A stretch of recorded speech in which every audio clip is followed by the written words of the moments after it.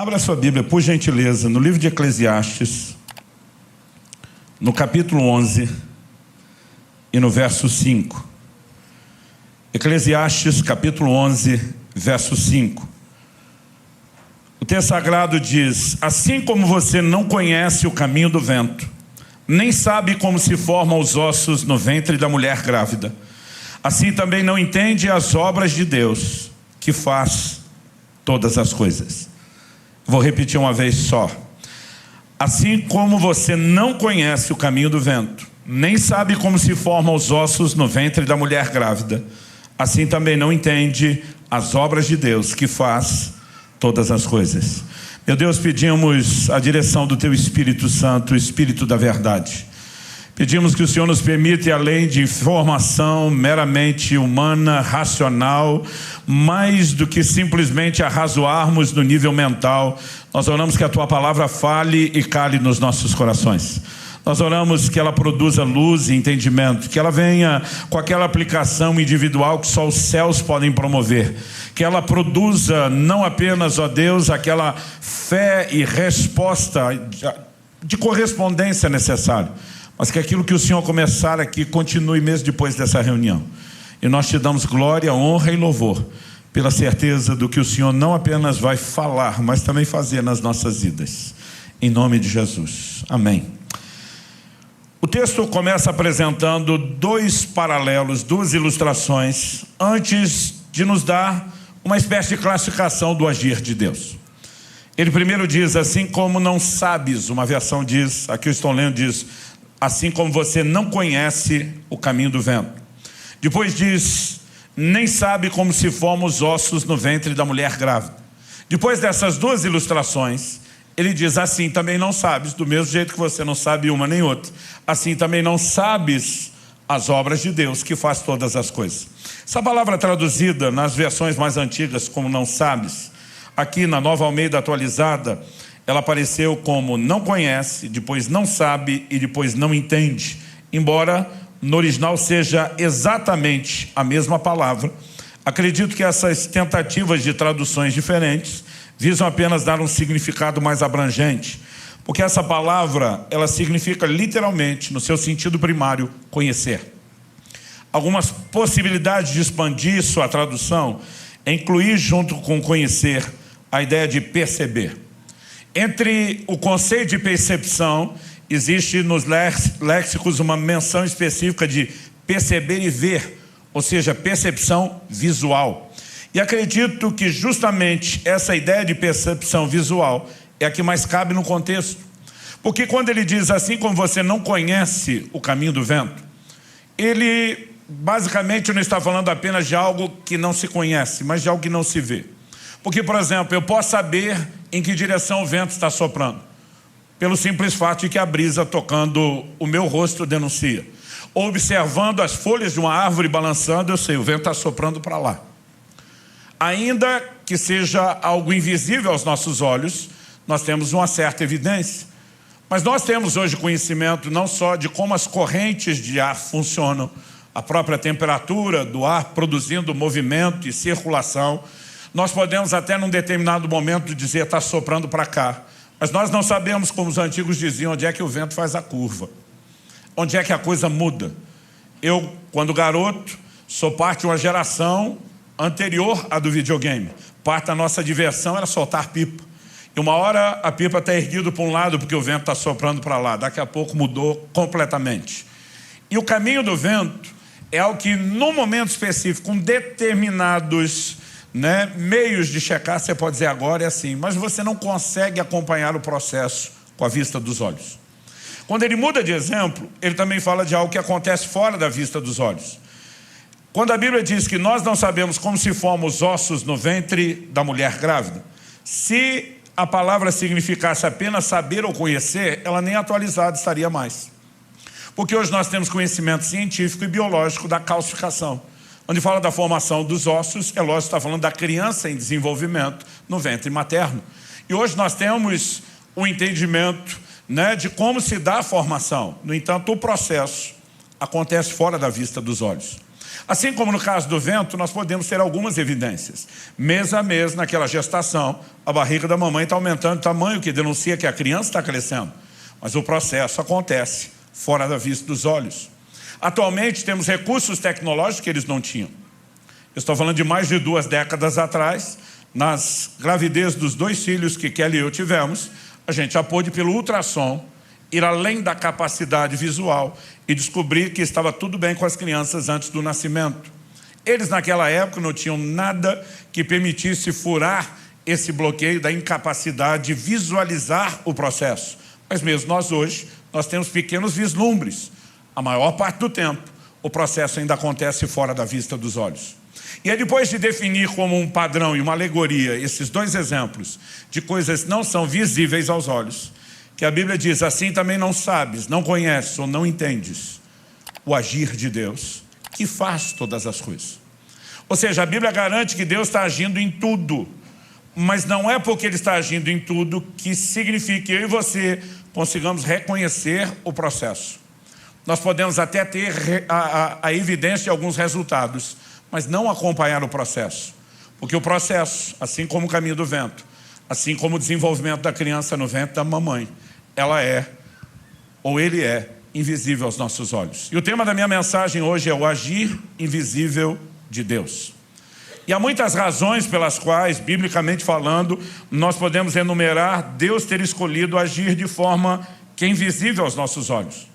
O primeiro deles, e é um dos focos da minha mensagem, embora eu não vou gastar tempo detalhando isso, diz respeito à fé. A Escritura diz que o justo viverá da sua fé. E o que é fé? Hebreus 11:1 diz que é a convicção de coisas que não se veem. E segundo aos Coríntios, no capítulo 5, no verso 7, Paulo diz, visto que andamos por fé e não por vista, porque andar por fé não é andar pela vista dos olhos. E o Deus que nos chamou a andar em fé, Ele está dizendo que eu e você não precisamos do testemunho visual para que a gente possa acreditar ou confiar. Então Deus pode seguir agindo de forma invisível aos nossos olhos e a gente pode seguir crendo que Ele age em todas as coisas, mesmo que a gente não esteja no controle do desenvolvimento do processo. Mas eu quero dar um pouco mais de ênfase, embora o propósito da minha mensagem hoje seja fortalecer a sua fé e confiança. Eu quero dar um pouco mais de ênfase a um outro aspecto, que eu já vou explicar na sequência. Em primeiro lugar, eu gostaria de destacar que o agir de Deus, ele vai além da nossa compreensão. Vai além da nossa compreensão, porque a mente de Deus, que tem planos em execução, é muito superior à nossa. E nós não temos a menor condição de acompanhá-lo. 1 Coríntios 2,14 diz que o homem natural, a palavra traduzida do natural é psíquico, entrega ao psique sua mente. Ele não entende as coisas do Espírito, porque lhe parecem loucura.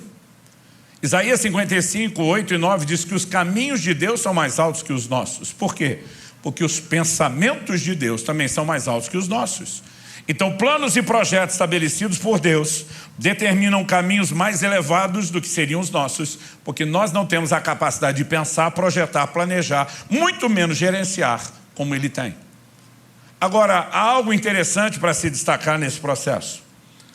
Em Provérbios, no capítulo 25 e no verso 2, e é interessante reconhecer que essa declaração, embora inspirada pelo Espírito Santo, é feita por ninguém menos do que Salomão.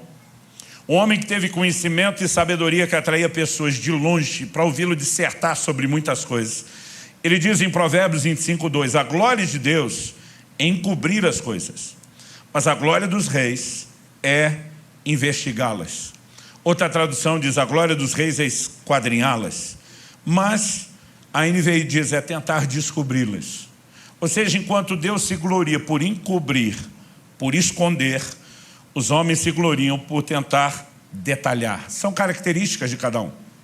Eu sei que Deus, na sua grandeza, senhorio, soberania, Ele não nos deve satisfação de tudo que Ele faz.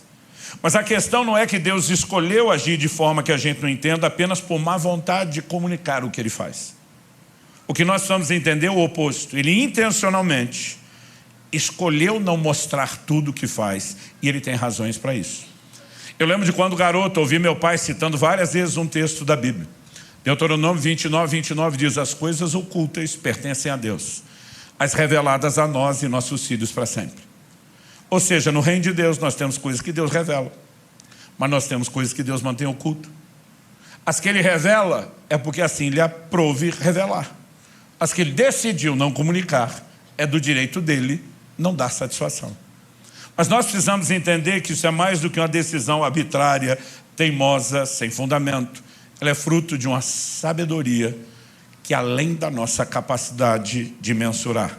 E eu quero chamar a sua atenção para algo, que quando a Bíblia estabelece um padrão de que a mente humana não acompanha a mente divina, eu brinco que até Deus, querendo explicar, teria um problema enorme, que era se fazer entender por seres de uma mentalidade muito inferior. A mesma Bíblia também mostra que Satanás, o arqui-inimigo de Deus, nosso adversário e opositor, ele também tem dificuldade de entender o agir de Deus. E na verdade esse é o segundo elemento que eu quero explorar na mensagem hoje. Eu olho para alguns crentes e me aborrece ver que alguns crentes dão moral demais para o diabo. Eu quero hoje gastar um pouquinho de tempo exaltando a grandeza e a soberania de Deus e fazendo um pouco caso do cão, pisando um pouco nele. Eu quero te mostrar que o diabo não é isso tudo que alguns estão achando.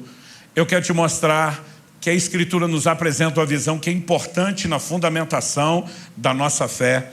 E para que você consiga entender isso, eu quero te mostrar um paralelo. Se você puder me acompanhar em Mateus, no capítulo 16. Nós temos uma pergunta de Jesus aos seus discípulos no verso 13. Quem dizem os homens ser o Filho do Homem? Eles dizem, olha, tem gente dizendo que é João Batista, que o Senhor Elias, Jeremias, outros profetas. Jesus rebate vocês. O que dizem a meu respeito? Pedrão, que falava pensando e pensava falante, o cérebro e a boca conectados, ele já responde bate pronto. Tu és o Cristo, Filho do Deus vivo. E recebe de Jesus o elogio. Porque Jesus diz, bem-aventurado é você, Simão, filho de Jonas. E diz, não foi carne e sangue. Traduzindo, não foram homens que te deram essa informação. Foi o Pai que está nos céus que te revelou. O que Jesus está fazendo é dar um joinha para o Pedro e dizer, você sintonizou a frequência com a rádio certa e captou a comunicação correta. Mas não demora muito. E Pedro vai sintonizar em outra estação de rádio. Que, como diria a moçada, nada a ver. Jesus está falando sobre ser necessário, lá no verso 22. Ele começa falando no 21. Ele começa a falar que é necessário que ele sofresse, padecesse, morresse, ao terceiro dia ressuscitasse. E o verso 22 diz que Pedro chamou à parte e começou a repreendê-lo. Você consegue imaginar o Pedro dando bronca em Jesus? Qual é a repreensão de Pedro? Ele diz, mestre, isso de modo nenhum irá te acontecer. Eu fico imaginando a linguagem hoje, Pedro dizendo, para com isso, Jesus, presta atenção, pensamento positivo. Vai dar tudo certo. Para com esse negócio de morrer. Nesse momento, qual a resposta de Jesus para o Pedro? Jesus, voltando-se, disse, para trás de mim, Satanás. Outro dia alguém falou, pastor, Jesus chamou Pedro mesmo de Satanás. Não. Assim como quando ele disse que quem revelou que Jesus era o Cristo, era o Pai que estava nos céus. Ele não estava chamando Jesus não estava chamando Pedro de Deus. Quando ele fala de uma inspiração maligna, ele não está chamando Pedro de Satanás. Ele está falando de qual frequência de rádio foi sintonizada. Quem está entendendo? Então agora Jesus não está mais falando com Pedro. Ele está falando com a fonte de influência maligna por trás de Pedro. E ele diz, para trás de mim, Satanás, porque não cogitas. Outra tradução, como NVI diz, não pensa. A Nova Almeida atualizada, não leva em consideração as coisas que são de Deus, e sim as que são dos homens. Aqui a Bíblia está estabelecendo um padrão sobre a mente e a forma de pensar do diabo. Ela não está no nível e no patamar de Deus. Está no nível e no patamar humano. Não pensa nas coisas que são de Deus, e sim nas que são dos homens. Pastor, o diabo, como anjo caído que é, ainda que caído, continua sendo anjo. Ele não tem uma mente superior à nossa, sim, e muito. A Bíblia diz que sua sabedoria se corrompeu, não que ele a perdeu. E é por isso que a Bíblia vai falar dos seus ardis, das suas maquinações, porque a sabedoria foi agora distorcida para o mal. Ou seja, o processador dele, falando em linguagem de computador, pode ser melhor que o nosso. Mas o sistema operacional é o mesmo. A forma de pensar e processar da mente de Satanás está no nível humano, não no patamar divino. Isso significa o quê? Que se os homens não entendem o agir de Deus, Satanás e o reino das trevas também não. Pastor, isso por acaso é algum tipo de notícia boa? Sim. Por que é uma boa notícia? Porque ao não entender a forma de Deus agir, mesmo em suas tentativas de resistência, Satanás não é páreo para a multiforme sabedoria de Deus.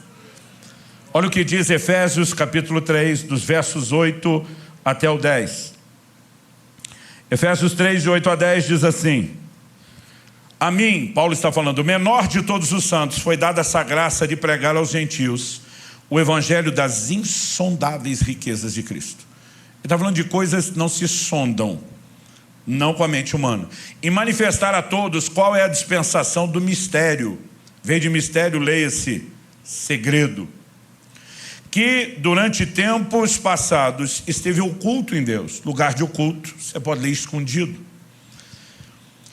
Esteve oculto em Deus que criou todas as coisas. E isso para que agora, não mais como era no passado, pela igreja, a multiforme sabedoria de Deus se torne conhecida dos principados e das potestades nas regiões celestiais, segundo o eterno propósito, verso 11, que Deus estabeleceu em Cristo Jesus, nosso Senhor.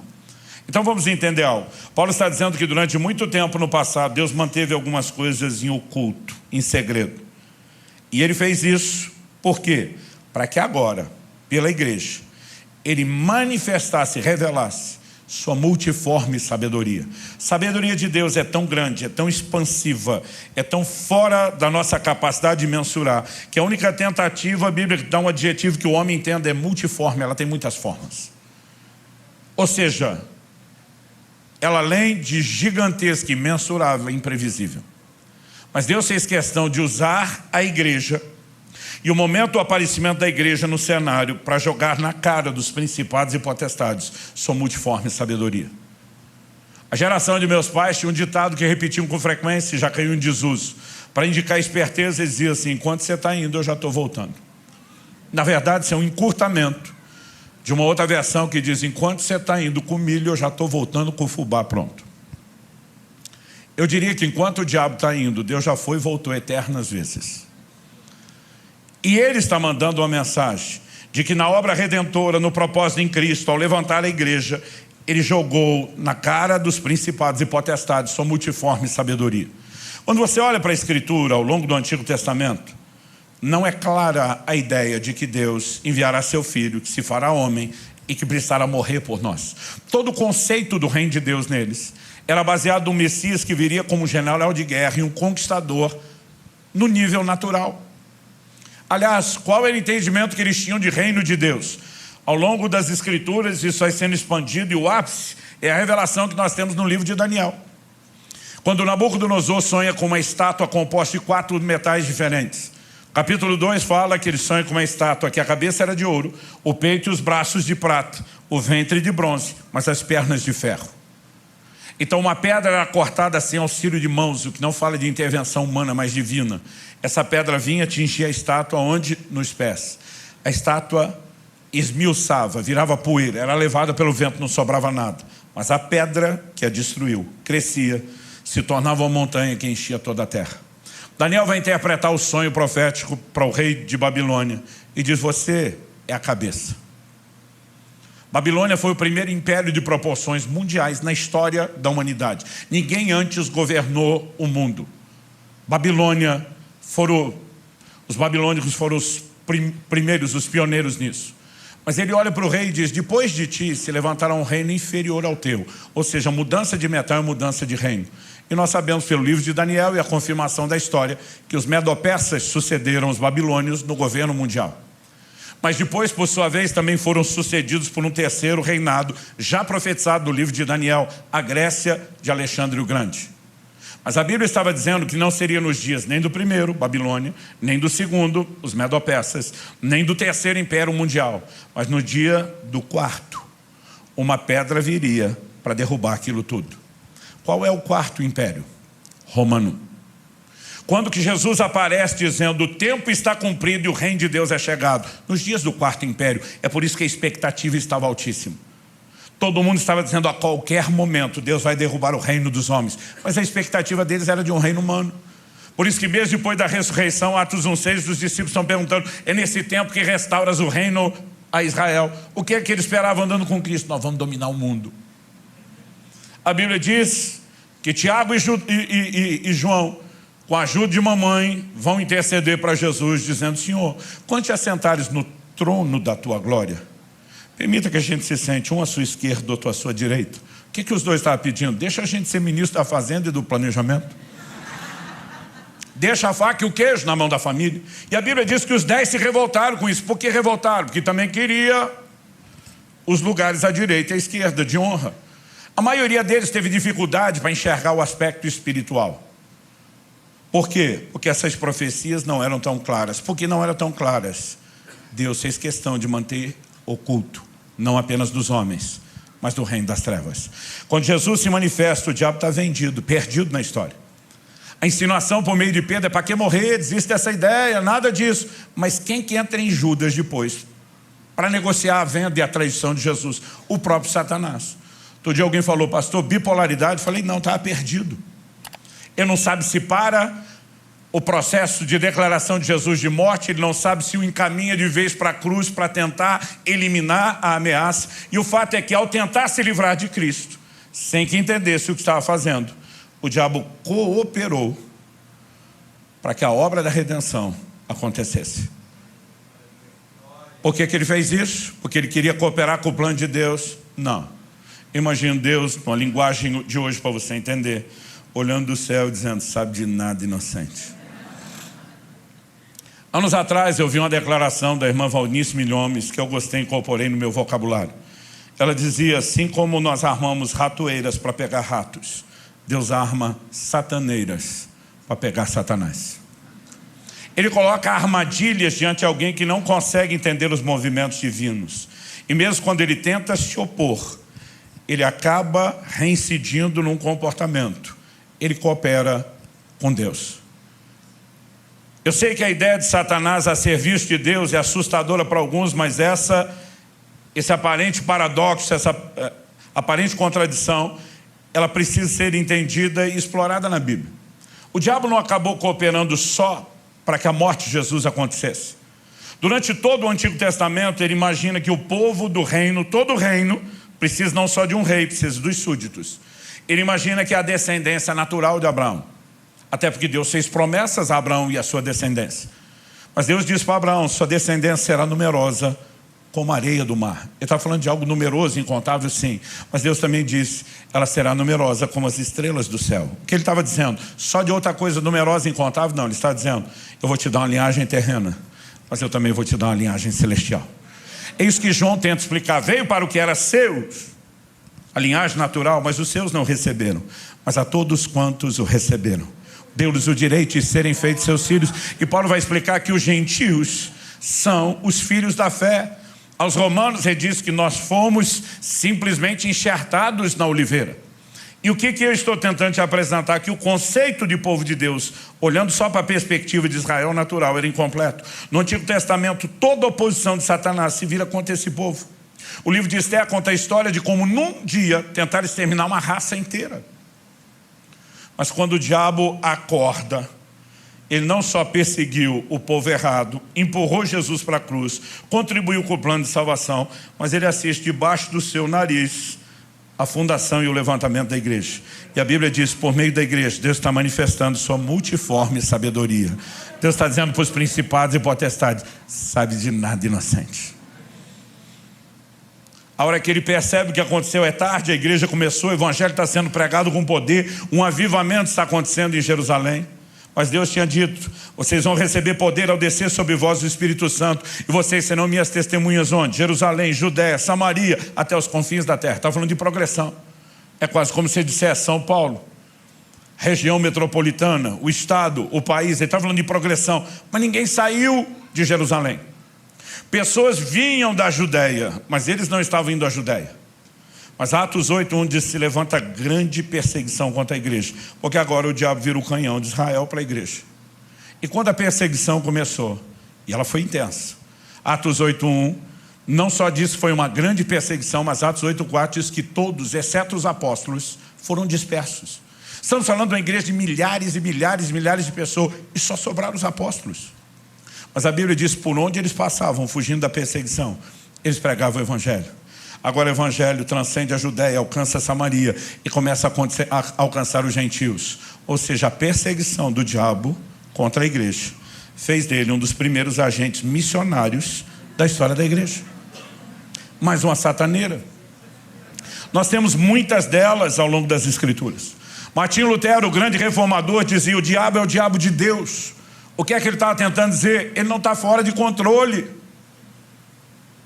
Eu vejo uns crentes que ficam apavorados, com medo do diabo, do reino das trevas, como se ele fosse muito mais do que é. Meu querido, a Escritura diz que maior é aquele que está em nós do que aquele que está no mundo. Mas algo que nós precisamos entender é que a Bíblia não apresenta um diabo fora de controle. Outro dia uma pessoa veio falar comigo, não, e ela falava baixinho assim, olhando para o lado, porque o caborja, e o que é o caborja? A pessoa dava assim, não, fala baixo. É dizer, é o diabo. Eu falei, por que tu está chamando o diabo de caborja? Para ele não ouvir. Com medo. Eu falei, gente, nós precisamos rever essa nossa teologia.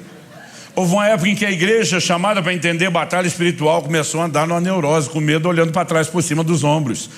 Algo que eu e você precisamos compreender: o diabo não está fora de controle. Alguém o rotulou como uma espécie de cachorro na coleira, só vai até onde o tamanho da corrente permite. O diabo tem movimentos que são restritos pelo próprio Deus soberano.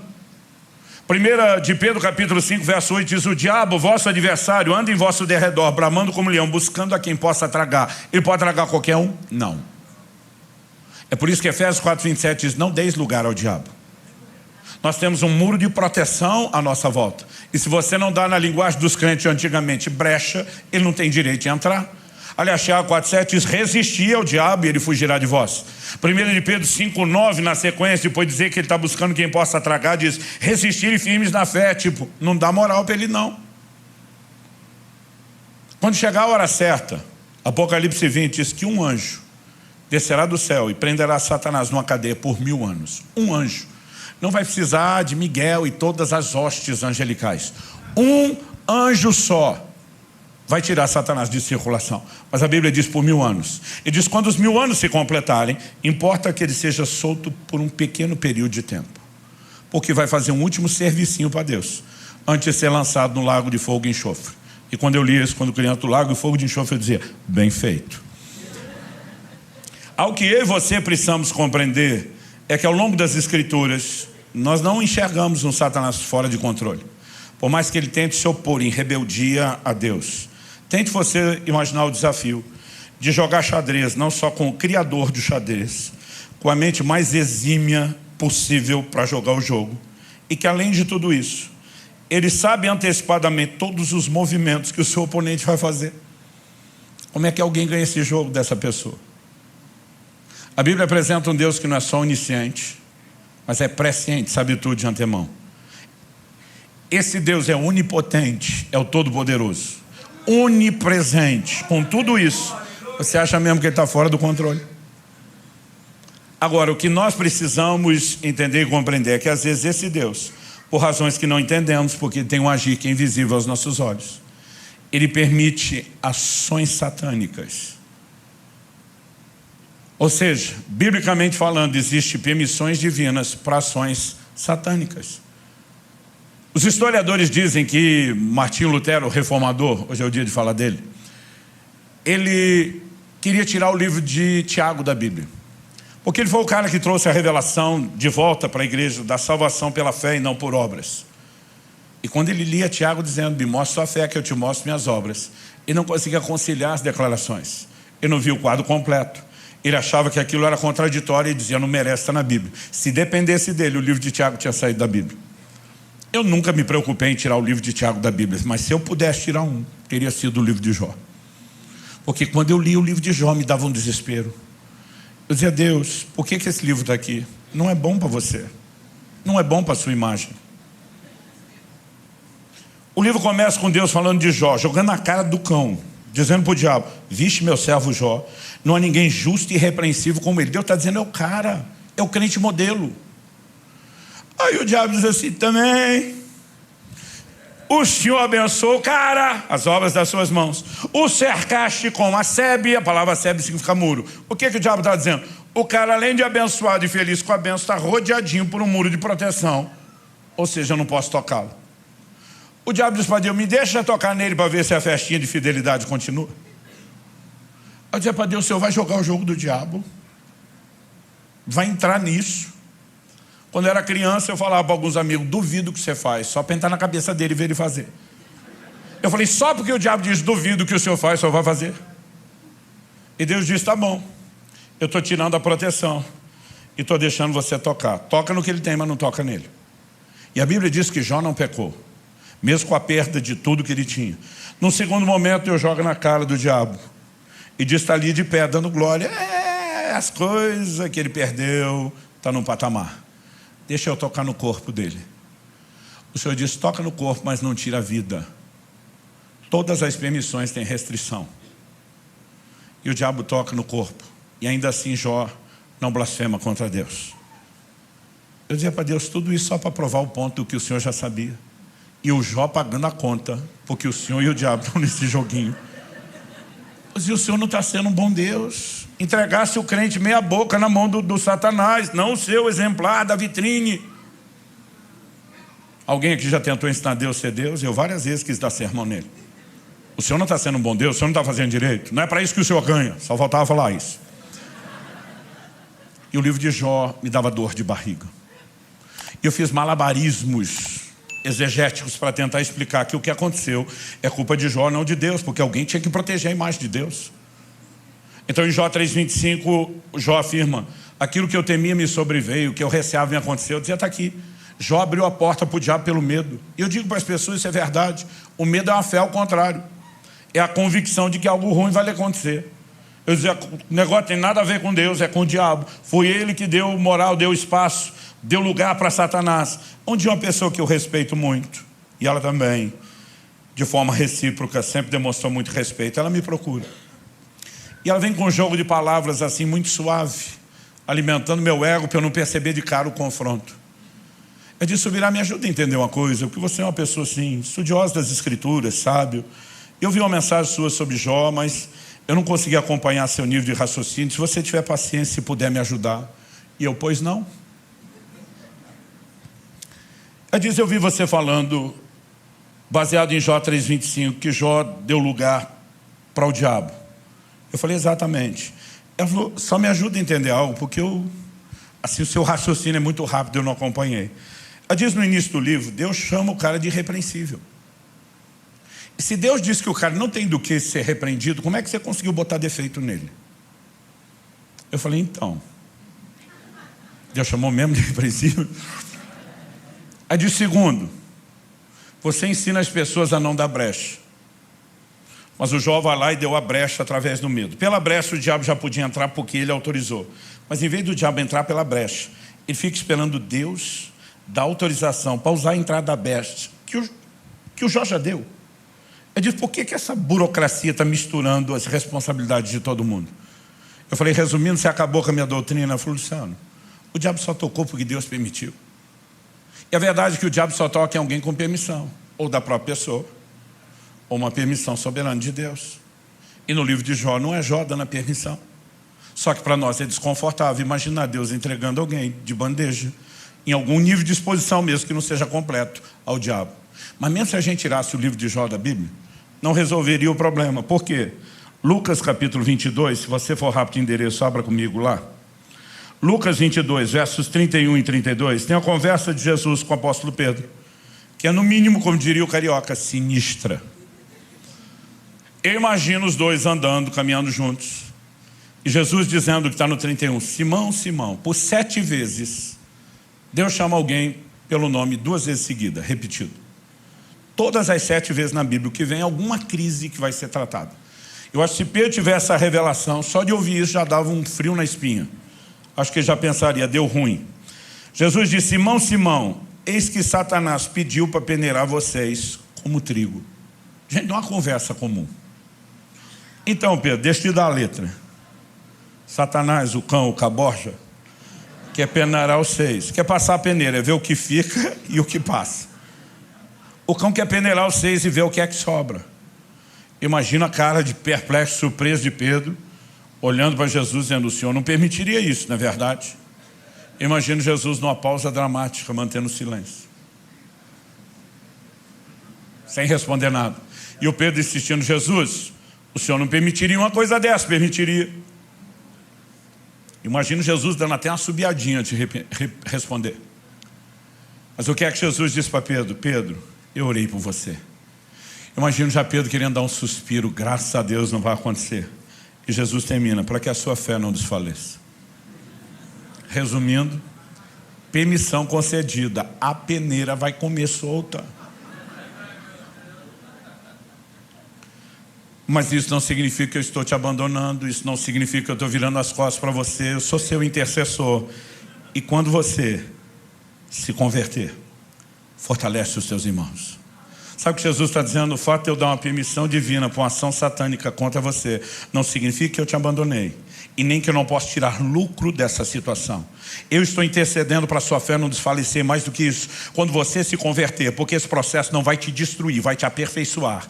Usa o seu crescimento para fortalecer os seus irmãos. Não dá para negar isso, gente. E se a gente tirasse esse texto da Bíblia também, aí você vai ter que lidar com Apocalipse 2:10, carta ao anjo da igreja de Esmirna. O diabo está para lançar alguns de vós na prisão. O diabo, Deus diz que é o diabo. Ele não só diz: gente, uma casualidade aí vai rolar. Ele está dizendo: é o diabo. Mas ele não diz: usa a autoridade do crente, repreende em nome de Jesus. E há momentos que é assim que nós vamos lidar. Ele só diz: ser fiel até a morte, e dar-te-ei a coroa da vida. O que é ser fiel? Não é apenas comprometido. Fiel é de fato a atitude daquele que tem fé. O que ele está dizendo é: fica comprometido como um sinal de que você continua crendo. Não há razão para duvidar. Mesmo que por alguma razão que você não entenda, eu permita o diabo te arrastar para a prisão. Confia em mim. Deus não tem que ficar dando satisfação do que faz por que faz. E Ele tem uma forma de agir que é invisível aos nossos olhos. Mas nós temos uma declaração de Jesus a Pedro no momento do lava-pés. E diz: Pedro, o que eu faço? Não entenderás agora, entenderás depois. Ou seja, Ele está dizendo: você não precisa entender nesse momento. Nesse momento você precisa confiar. Mas a boa notícia é que em algum outro momento nós poderemos entender. Talvez ainda nessa vida, talvez no porvir. Eu gosto de uma frase, por isso que eu brinquei que hoje é o dia de citar Lutero, também atribuído a Lutero. Ele diz: não sei por quais caminhos Deus me conduz, mas conheço bem o meu guia. Eu e você não precisamos conhecer os caminhos nem os processos, nós sabemos os resultados onde Ele vai nos levar. Adversidades que Deus permite não significa que Ele deixou de estar comprometido, nos amando, preocupando com cada um de nós, cuidando de cada um de nós. Olha os amigos de Daniel, foram lançados na fornalha de fogo por fidelidade a Deus. Não me parece um bom prêmio ou recompensa. E um dia eu vi um pregador: o fogo não queimou nada. Eu pensei: não é bem assim. A Bíblia diz que o fogo não queimou um fio de cabelo, eles não tinham cheiro de fumaça, não mudou as roupas, mas o fogo queimou uma coisa. Por 3 vezes a Bíblia enfatiza que os 3 foram lançados na fornalha amarrados. Mas o rei Nabucodonosor, surpreendido, olha e pergunta para aquela turma em volta que ganha para concordar com ele: nós não lançamos 3 homens amarrados no fogo? A turma diz: é verdade, rei. E diz: eu vejo 4 homens soltos. O fogo queimou as cordas que os prendiam. Porque Deus tem o poder de usar as circunstâncias adversas para nos libertar das nossas próprias amarras, para nos fazer crescer, para nos aperfeiçoar e para garantir que não virou as costas num processo que pode ser doloroso. Ele manifesta sua presença. O 4º homem na fornalha é uma prova disso. E Jesus prometeu: eis que estou convosco todos os dias, até a consumação dos séculos. Faça chuva, faça sol, dia de eclipse. Ele prometeu que estaria conosco todos os dias. E o que eu e você precisamos é confiar. Por quê? Romanos 8:28 diz: todas as coisas cooperam juntamente para o bem daqueles que amam a Deus e são chamados segundo o seu propósito. Todas as coisas. Se tem alguém que pode acreditar na teoria da conspiração, é o crente. Tudo conspira em teu favor. Não só porque você ama a Deus, mas porque você foi chamado segundo o propósito divino. O propósito não é apenas aquilo que Deus tem de forma geral para todos nós. Ele tem aspectos individuais do propósito. Nos chama alguns de nós para algumas coisas, outros para outras. E por causa do propósito, Deus diz: eu vou fazer tudo conspirar em teu favor. Ele começa a dar sonhos proféticos para José, dizendo: meu propósito é te levantar como um governante. Sua própria família se curvará diante da autoridade que eu vou lhe dar. José, na imaturidade, não administra bem a revelação, dá com a língua nos dentes, fala o que não precisa para quem não tem que ouvir. Seus irmãos ficam com inveja e simplesmente tentam puxar o seu tapete e o vendem como escravo, dizendo: vamos ver o que será dos seus sonhos. Lá no Egito, a Bíblia diz que ainda que como escravo, Deus era com ele, porque circunstâncias difíceis não significa que Deus nos abandonou. Ele cresce e prospera na casa de Potifar, mas porque é fiel a Deus, não aceita os convites e as propostas da mulher de Potifar para ir para a cama com ela. Ele injustamente é preso. Agora ele vai para a cadeia. O cenário está parecendo pior do que o primeiro, mas a Bíblia diz: e o Senhor era com José. Porque as circunstâncias adversas não determinam se Deus está ou não está conosco. O que determina é a palavra e a declaração dele de que ele estaria conosco. Mas quando chega a hora certa, o José está na cara do gol, no timing perfeito, para viver o plano de Deus. Por quê? Nosso destino profético não está na mão das pessoas, nem tampouco daquelas que nos odeiam ou querem nos sabotar. O nosso destino, o nosso propósito está na mão de um Deus que pode usar até aquilo que tentam contra nós para nos colocar no lugar certo, na hora certa, para viver o plano e o propósito de Deus. Quem está entendendo? Em Gênesis 45, dos versos 5 a 8, por 3 vezes, José repete para os seus irmãos: Deus me enviou adiante de vós para o Egito. Ele diz: não foi vocês que me venderam para cá, Deus me trouxe. Por 3 vezes ele diz: Deus trouxe. Isso pode levar alguns a concluir de forma equivocada que existe uma espécie de fatalismo, de predeterminismo arbitrário. Então essas pessoas não escolheram fazer o mal contra José. Deus determinou que assim fosse porque ele queria. Será que é isso que a Escritura nos ensina? Não. Porque a explicação bíblica vem do todo da Escritura e não de parte dela. Em Gênesis 50, 20, o mesmo José, falando com os mesmos irmãos, ele diz: vocês, na verdade, intentaram o mal contra mim. Porém, Deus o tornou em bem, para fazer, como estão vendo agora, que se conserve a vida de muita gente. Ele diz: a parte de vocês, eu não vou tirar a responsabilidade. Vocês tentaram me derrubar. Vocês intentaram e planejaram o mal, mas Deus, para quem não há refúgio, tudo é reciclável, transformou a maldade de vocês em bem, porque eu sou fiel a Ele. Eu estou debaixo do propósito e todas as coisas cooperam para o bem daqueles que amam a Deus, são chamados segundo o seu propósito. Agora, se Deus pode usar o ataque de pessoas que não estão te apoiando, você acredita mesmo que os ataques de Satanás fogem ao controle de Deus? Ele tem o poder de usar os mesmos ataques e transformá-los em verdadeiras sataneiras, armadilhas, que façam com que o diabo, no final do processo, chegue a uma conclusão junto conosco. Ele cooperou em vez de atrapalhar. Obviamente não estou falando daquilo que a Bíblia adverte: não dá lugar ao diabo. Alguns o diabo está agindo porque eles deram espaço e não era nada do que Deus queria. Mas há outros que não cederam espaço. E alguma permissão divina está te surpreendendo. Confie que qualquer permissão divina para uma ação satânica não é um abandono, é um gerenciamento da mente mais brilhante que ninguém desse universo jamais poderá entender ou acompanhar, mas que tem um compromisso de cuidado com cada um de nós. O que eu estou dizendo e compartilhando essas verdades bíblicas, porque entendê-las trouxe uma profunda mudança na minha relação com Deus, na minha jornada de fé. Em agosto de 93 eu tive um acidente de carro que não fosse uma intervenção divina teria sido fatal. E o crente dizer que foi milagre é uma coisa, porque crente é empolgado. Mas quando médicos não cristãos começam a te atestar isso, mostrar todos os resultados dos exames e dizer quais seriam as implicações naturais, ficar te dizendo: teu santo é forte, alguém lá em cima vela por você, isso é milagre, é porque algo aconteceu. Mas sabe, esse acidente me deixou em crise, porque enquanto todo mundo falava dos milagres, eu ficava pensando comigo: milagre por milagre, já que Deus ia fazer eu não bati em ninguém, ninguém bateu em mim, eu estava na estrada, mas eu tive uma aquaplanagem e o carro caiu ribanceira abaixo. Eu tinha acabado de trocar de carro e pensei, estava de mudança de São Paulo para Curitiba, falei: quando chegar lá faço o seguro. Até hoje não fiz, porque deu perda total naquele carro. Tudo que estava dentro do carro era toda a minha mudança, tudo que eu tinha. O Paraty, para quem lembra dos carros antigos, com o banco abaixado, tudo carregado até o teto. O que não se perdeu no acidente foi roubado enquanto era socorrido. Eu descubro que eu estou no hospital só com a roupa do corpo rasgada, ensanguentada, e que eu não tenho mais nada. Paralelo a isso, várias outras áreas da minha vida resolveram desmoronar tudo de uma vez, como se eu tivesse ganhado o dom do para-raio. Tudo caía em cima de mim. E eu ficava dizendo para Deus, milagre por milagre, já que o Senhor ia fazer, eu não podia ter arrumado o carro na estrada. Em vez de deixar eu me arrebentar lá na ribanceira para depois dizer, salvei você, viu? Você não dava para fazer um milagre inteiro? Enquanto todo mundo estava empolgado, eu estava triste. Até porque eu dizia para Deus, cadê o seu cuidado? Cadê o seu amor? Cadê a sua proteção? Enquanto todo mundo estava olhando minha vida, tendo sido guardada, eu ficava olhando para as perdas materiais. Mas a dor não era o que é material. Era ler de forma equivocada naquilo que Deus não tinha sido um bom Deus. Que não tinha demonstrado amor e cuidado. E o pior é que Ele não dava satisfação de nada. E não foi por falta de pedir. Dizer, por favor, me diga o que está acontecendo. Eu sou o tipo de pessoa que gosta de um bom debate, de uma boa discussão, no sentido de argumentação, não precisa ser de briga. No início do meu casamento, Deus me deu uma mulher muito meiga, muito doce, mas eu dizia para ela, se você me ama, discute comigo, porque eu não suporto o silêncio.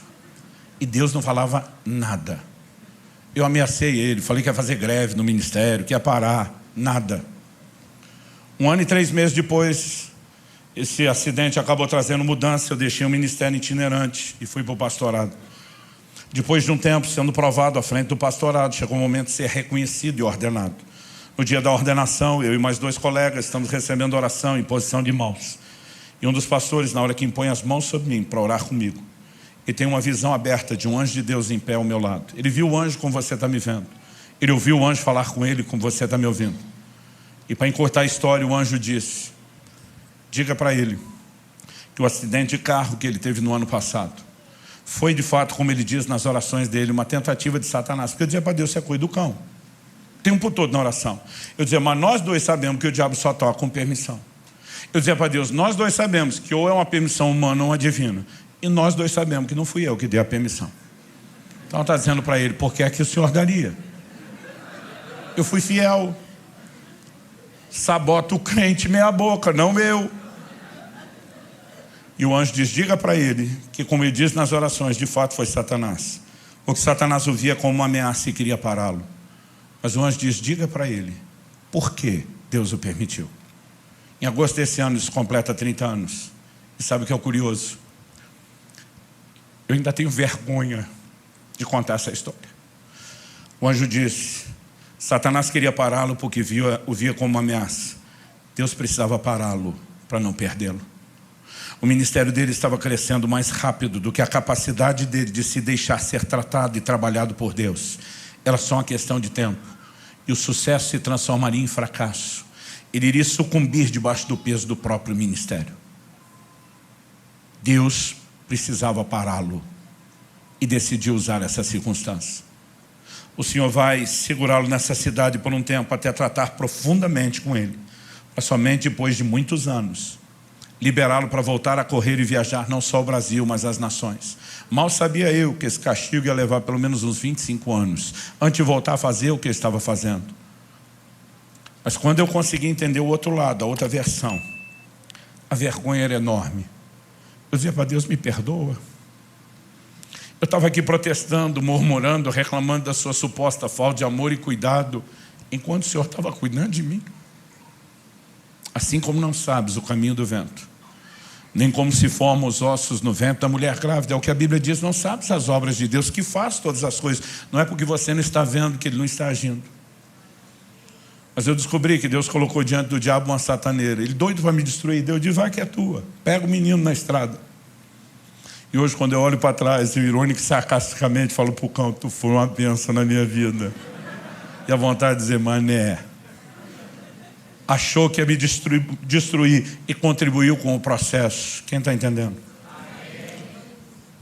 Eu e você precisamos de um nível de compreensão que não importa o que estamos enfrentando. Deus falou comigo claramente depois disso. Eu te deixei entender o que aconteceu no acidente, porque eu quero que você proclame uma mensagem à minha igreja. Chame meus filhos a confiar em mim, mesmo quando eles não entendem o que está acontecendo.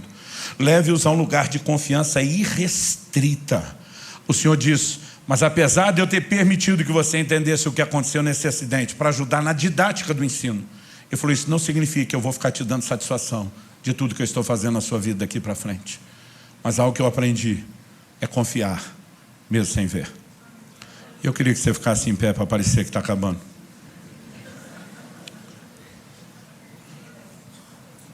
Quando eu era garoto, eu me lembro de um poema que já foi muito popular no meio cristão. O poema ficou sendo conhecido mais pelo apelido do que pelo nome. O apelido é Pegadas na Areia. Se você não conhece, eu vou resumir a história. Ele fala de uma pessoa que via toda a história e trajetória da sua vida e percebia que Deus sempre esteve ao seu lado o tempo todo. Mas quando ele olhava para a trajetória da sua história, ele via que apesar de Deus ter andado com ele naquela areia da praia a maior parte do tempo, quando ele olhava para trás nos momentos mais difíceis, ele só via um par de pegadas.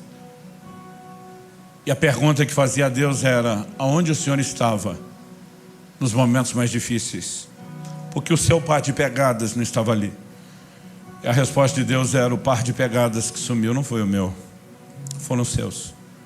Eu estava te carregando no colo. Eu vi muito esse poema. Eu nem entendia porque as pessoas se emocionavam com ele. Até entender tudo aquilo que eu passei, viver o que eu vivi, começar a entender a doutrina bíblica. Em momentos onde eu olho para trás e tenho a sensação de que ele me abandonou, eu digo: essa não é a versão real. Não tem a menor chance dele te abandonar. E diz: eu estou contigo todos os dias, convosco, todos os dias, até a consumação dos séculos. E diz: eu é que sei os pensamentos que eu tenho a seu respeito. Quando Deus fala isso para Israel, Ele está dizendo: não é você que vai dizer que sabe o que eu penso. Quem sabe o que eu penso de vocês sou eu. Eu é que sei. Ele diz: são planos de bem, não de mal, para vos dar um futuro e uma esperança. Eu creio que nessa noite Deus quer provocar nossa fé e confiança a um novo nível de resposta. E eu creio que Ele quer derramar de forma sobrenatural nesse lugar um bálsamo. Porque muitos de vocês estão com a dor entalada aí dentro, lutando para não sucumbir a nenhuma crise de fé, mas completamente perdidos no processo. Deus está dizendo: para de procurar entender o que não sabes agora, entenderás depois. Chegará um dia onde eu não sei se Deus vai dar explicação, se nós vamos entender automaticamente. Chegará um dia onde com certeza haverá entendimento. Mas até que esse dia chegue, a fé se apoia no caráter de Deus, e um Deus está acima de qualquer suspeita. Eu queria que você falasse com Deus por uns instantes e cresce que é uma provisão sobrenatural hoje, de um bálsamo para tocar essa dor aí dentro de você, que você sabe o que é. Espírito Santo, se o Senhor não agir, terá sido só uma palestra, no máximo motivacional. Mas nós queremos no teu toque e clamamos pelo teu sopro de vida neste lugar, sobre cada um dos nossos irmãos e irmãs. Cumpre o teu propósito. O propósito pelo qual o Senhor tem liberado a tua palavra, e que a graça que acompanhe a ação do teu Espírito execute tudo aquilo que o Senhor intencionou. Nós oramos em nome de Jesus. Se você crê e concorda, diga amém. Se você recebe essa palavra, diga: eu recebo em nome de Jesus.